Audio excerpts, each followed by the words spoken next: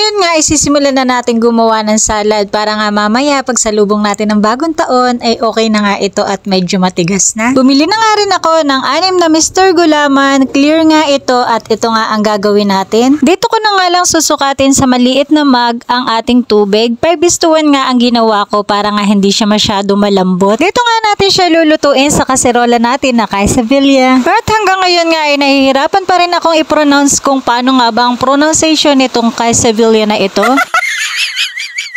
Basta yun na nga iyon. At kung gusto na nga lang ninyo na mag-order ng ganitong klaseng kaserola ay ilalagay ko na nga lang sa comment section ang kanyang link. Proven tested ko na nga ang ganitong quesadilla na kaserola at talaga naman makapal nga ang ilalim niya at hindi basta-basta mabubutas at ang bilis-bilis pang pakuluan. Meron na nga ang 6 na piraso sa isang set. Kaya ano pang hinihintay ninyo? Mag-avail na rin kayo ng katulad nito. At mabalik nga tayo dito sa aking ginagawa. Ito nga yung 6 na piraso na Mr. Gulaman, nilagyan ko na nga lang ng asukal bago ko hinalo ng ganito para nga paglalagay natin dito sa kumukulong tubig ay hindi na nga siya magbuo-buo. Ito nga yung sinasabi ko sa inyo na ilang minuto nga lang ang hihintay natin ay grabe na ang pagkakakulo ng tubig. Kaya ano pang hinihintay ninyo? Mag-order na rin kayo ng ganitong klaseng kaserola. Nilagay ko na nga dito sa ating kaserola ang Mr. Gulaman na hinalo nga natin kanina sa asukal. At eto nga medyo kulang pa nga siya kaya nga ang ilalagay natin lahat-lahat ay 3/4 nga lang na asukal. Hahalu-haluin lang natin iyan hanggang matunaw nga ang ating nilagay na asukal. At ngayon ko lang din naisip na dapat pala ang nabili natin ay kulay puti na asukal at hindi nga ganitong segunda para hindi nga ganitong kulay brown ang kanyang kulay. Okay lang din at sa susunod na lang tayo bibili ng puting asukal sa paggagawa nga ulit at pagluluto natin ng ganito nga. Sobrang kulong-kulo na nga itong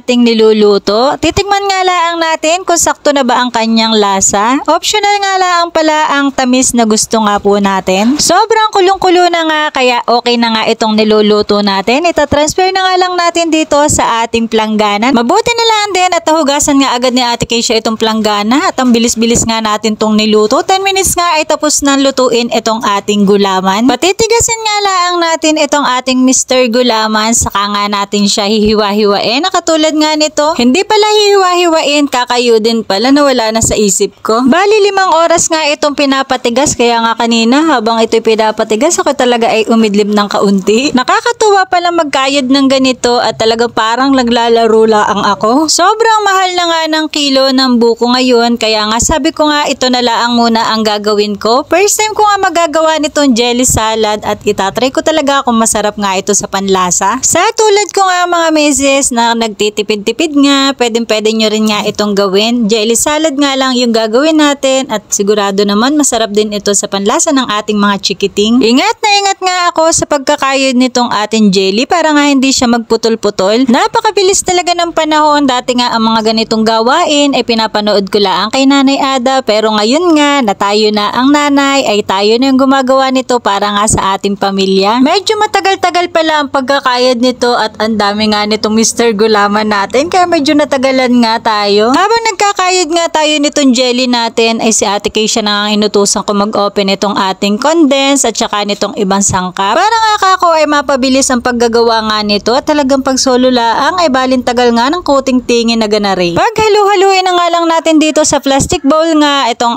ating mga gatas at iba pa nga sangkap para nga mabilis nga siya. Kako nga ay hindi pa nakalahat ang ingredients pero grabe na nga yung puno kaya i-transfer natin dito sa ating planggana. Buti na lang at nailipat nga natin dito sa planggana at talaga namang maganda-ganda na siyang haluin at eto na nga naging outcome ng ating jelly salad. Wow, yummy yummy. Ay grabe naman talaga ang ulan na ere. Walang katapusan ng ulan din sa ating samahay-hay. Kaya nga kahit sa voice over ay kapiling natin ang ulan. Titikman natin.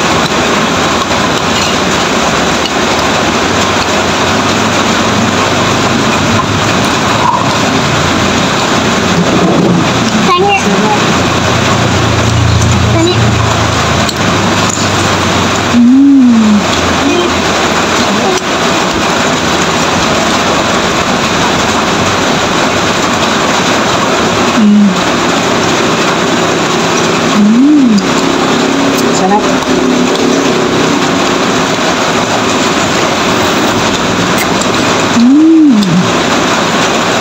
The best. Panalo, gawa din kayo nito. Sa sobrang excited nga na matikman itong jelly salad na ginawa natin. Ayan, kahit sa lata, nagpalagay na nga ang 2 batuting at titikman na nga daw itong jelly salad natin. Grabe nga pala, ang sarap nga din pala ng ganito. Para nga din buko salad.